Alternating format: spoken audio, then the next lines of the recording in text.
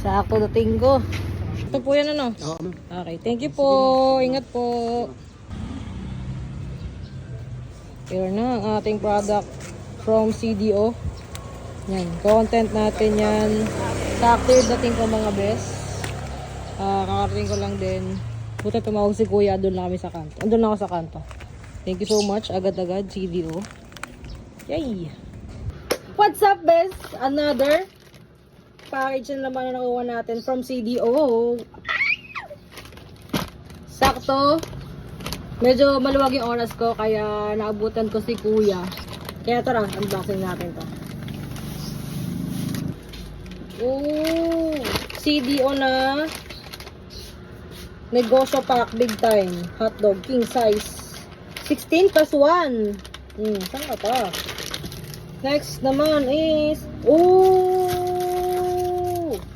May mga cheese din sila. May mga cheese din sila mga beto. Gamitin natin ito. Tsaka,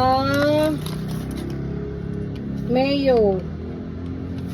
May mayo na pala ang ano, CDO, big time. May mayo na pala sila mga best, ang big time. So here na yung product natin, big time na all-purpose dressing mayo. Meron tayo dalawa. Cheese, big time din. Yan. Negosyo pack, big time hotdog, king size. 16 plus 1. Oops, ulit. 16 plus 1. And kagandahan dito sa product ng CDO is talagang negosyo friendly sila mga best. Tignan nyo naman yung hotdog nila, king size na plus 1 pa, diba?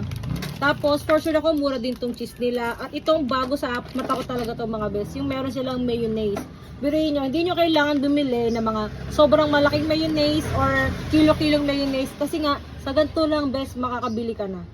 At dahil nga negosyo friendly to mga best, what if gumawa ako ng product na pwede nyong ibenta? Abangan nyo yan mga best. Let's go mga best!